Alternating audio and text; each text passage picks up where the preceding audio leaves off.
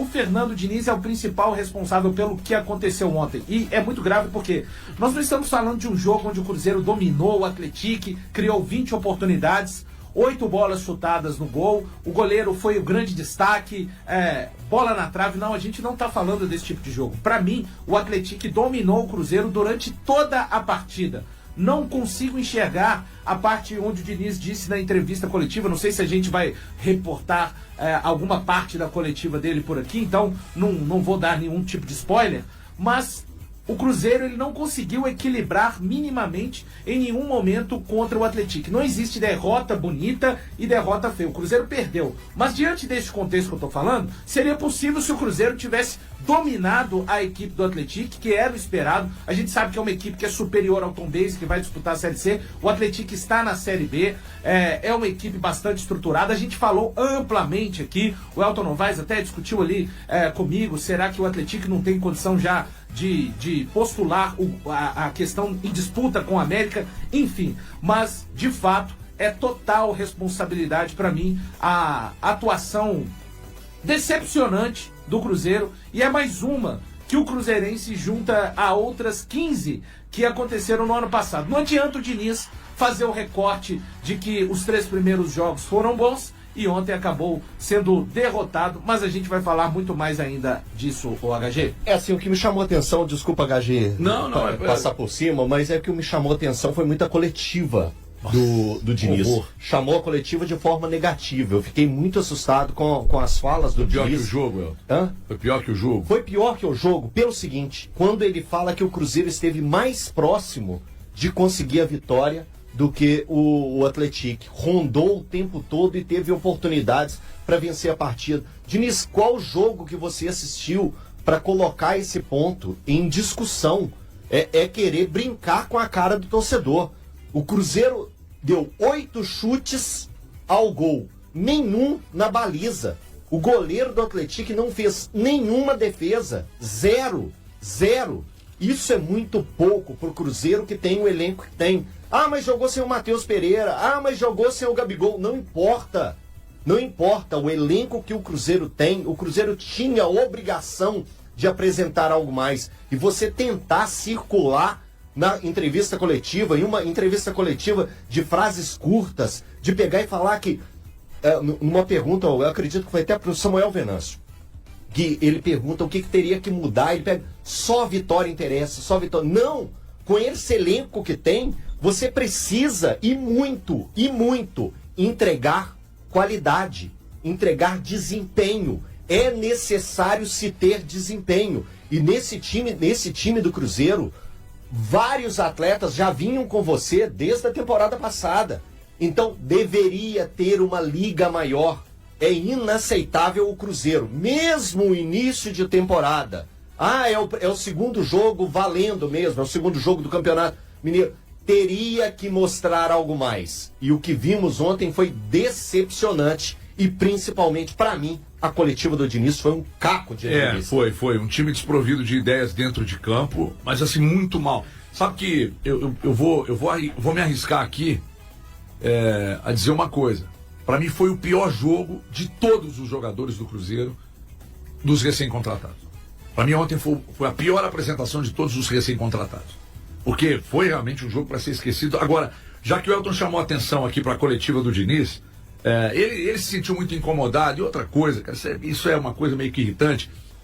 E o Diniz ontem começou a meio que pautar a imprensa, questionando as perguntas. Não foi a primeira vez. Não foi a primeira vez. Não vai ser a última. E não vai ser a última. Agora, e isso só acontece Só que quando lhe convém. Quando o Diniz está errado, como ontem, a pergunta do Samuel Venâncio é uma pergunta que ele respondeu de uma forma que ele não enxerga as coisas. Mas sabe quando você tá bravo, às vezes, com a Cremosa e fala assim, é pra deixar a coisa pra lá e não render? Foi mais ou menos a forma que ele respondeu. Porque quando ele responde só com vitória, tem que ganhar jogo e campeonato, ele não acredita nisso. Porque já no Cruzeiro, ele disse uma determinada vez que o futebol é muito mais do que somente se ganhar tá bom, se perder tá ruim. Eu me lembro bem. Ele tá indo contra o que ele responde. Mas é só pra se livrar. Na reta final do ano passado ele disse isso no coletivo. Olha só, HG, mas a pior resposta pra mim é pro Pedro Rocha. Eu acho que é o Pedro Rocha mesmo que estava lá ontem, o Pedro Rocha.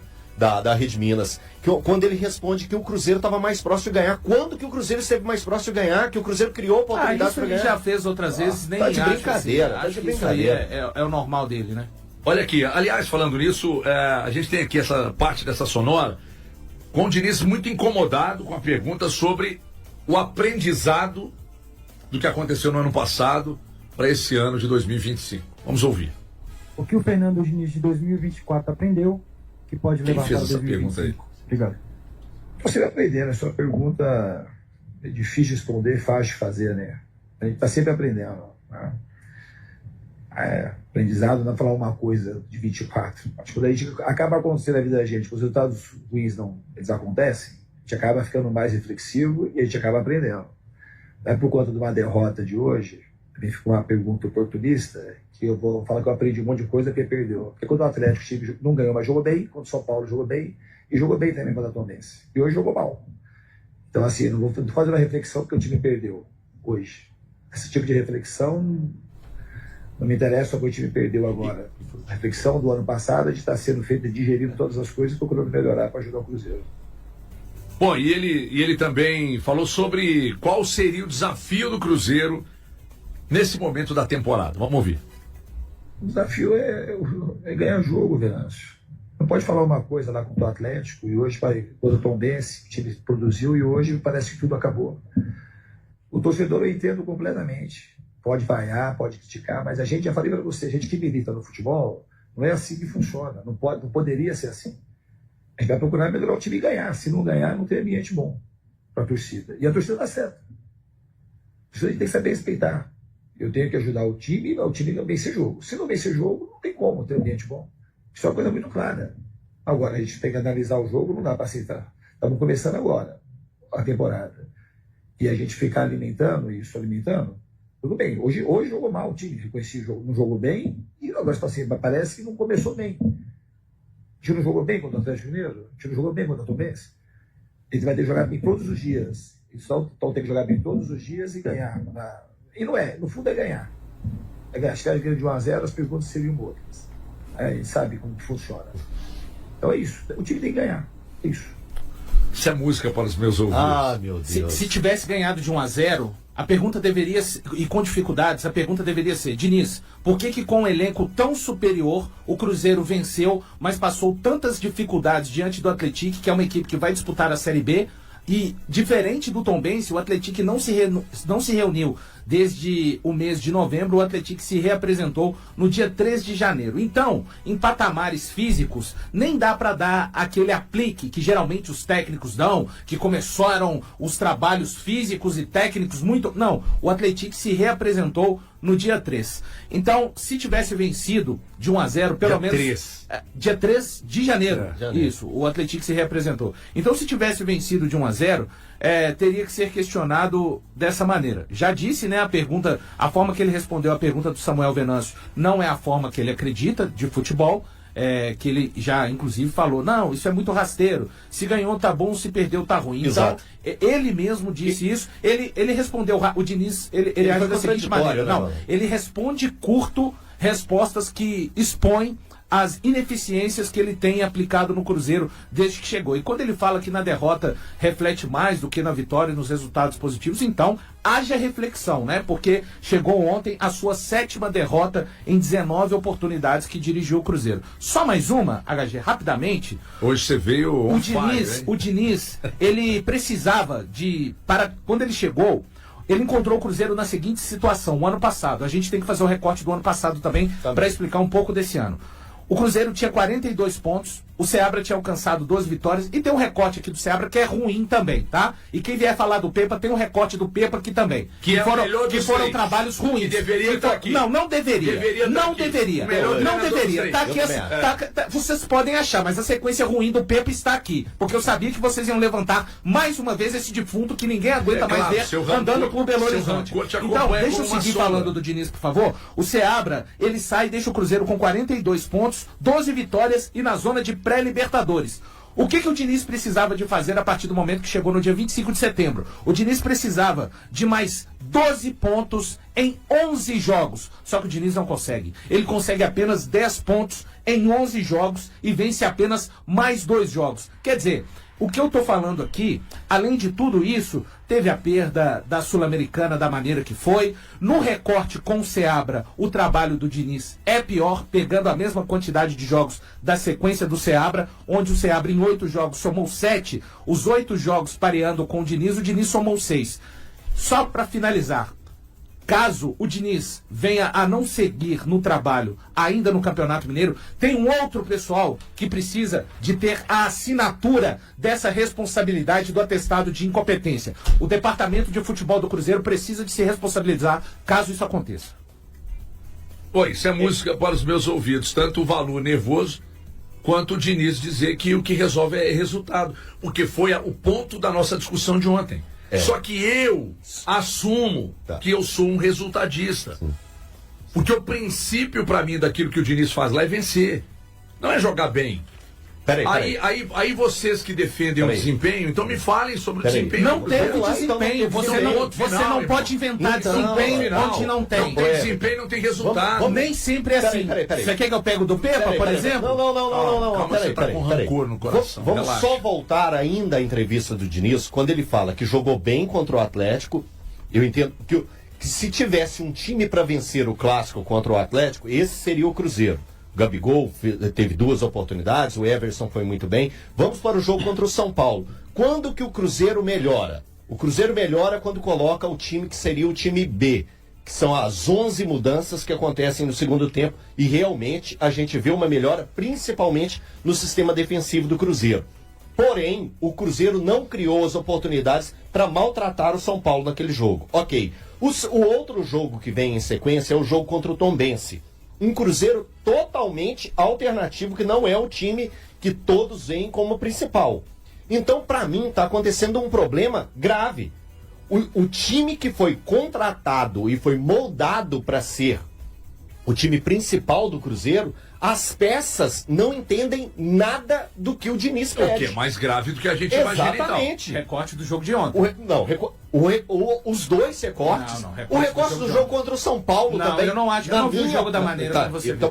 E faz parte. O Cruzeiro faz o gol aos 30 segundos. Mas e depois? E faz parte. E depois segue até os 25. Não, foi bem o São assim, Paulo não, dominou. Aconteceram- O São Paulo dominou. O São Paulo domina o Cruzeiro. Então o Cruzeiro dominou o Atlético. Dominou. Não, então tá Dominou. bom. Eu Então tá falei. bom. Então tá bom. Foi a primeira coisa que eu falei. Tá bom, só pra... O jogo contra o São Paulo, o time principal do Cruzeiro, vamos lá, como que sai... No segundo tempo, o Atlético, o São Paulo domina. Um time alternativo. Como que... A partir do gol, depois do gol, o Cruzeiro não teve as melhores oportunidades.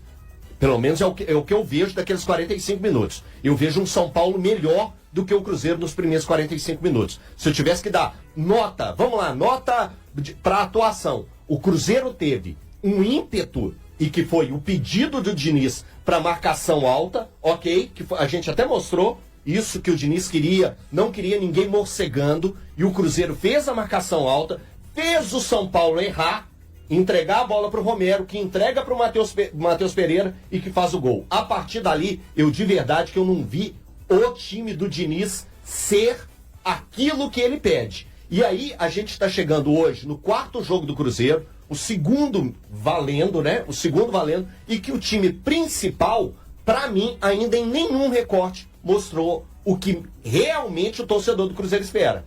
Que o torcedor do Cruzeiro, quando vê as contratações que tem, o time que se montou, tem que ser cobrado, e o Diniz tem que ser exigido, sim, para ter desempenho.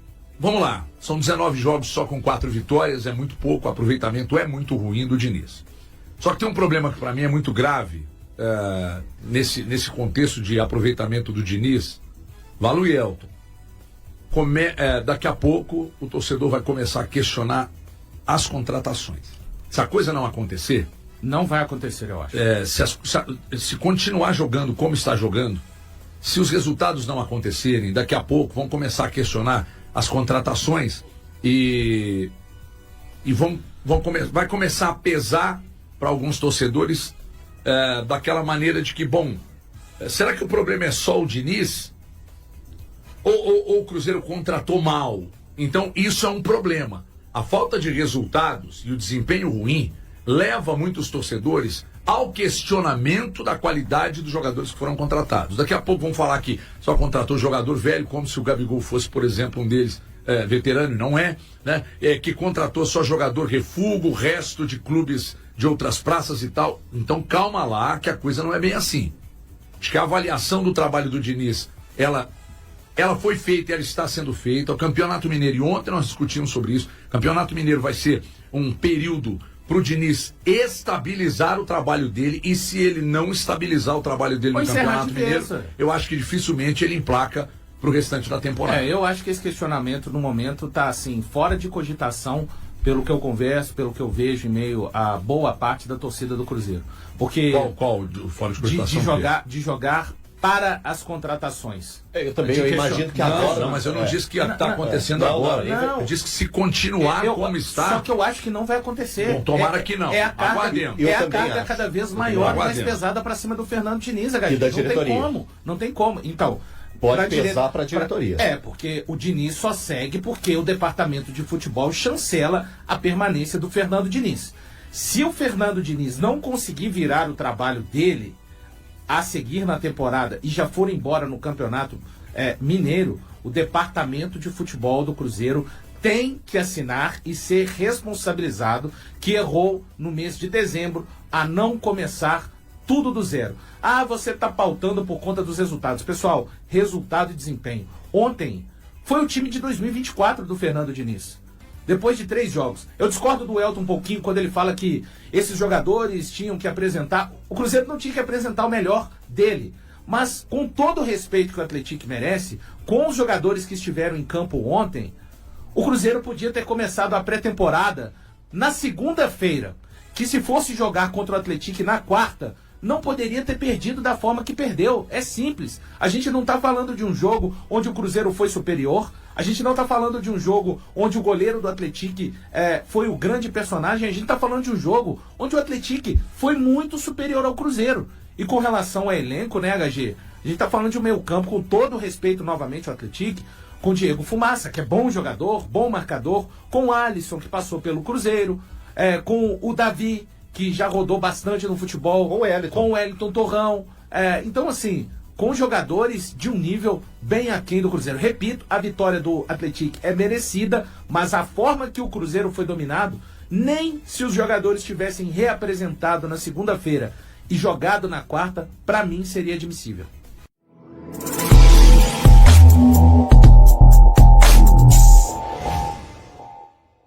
O clima no Cruzeiro ficou tenso após a derrota para o Atlético. A torcida, insatisfeita com o desempenho da equipe, direcionou suas críticas a Fernando Diniz e ao goleiro Cássio. A pressão sobre o elenco aumentou consideravelmente, principalmente devido ao alto investimento feito pela diretoria na contratação de novos jogadores. Cássio, em meio às críticas, tentou acalmar os ânimos e defendeu o trabalho do técnico. O goleiro acredita que a equipe precisa de tempo para se ajustar e alcançar o nível de desempenho esperado pela torcida. E aí, galera? O que acharam? Deixem nos comentários. Não se esqueçam de deixar o like e de se inscreverem no canal e acionar o sininho para receber as notificações. Até mais, Nação Celeste! Vamos pra frente!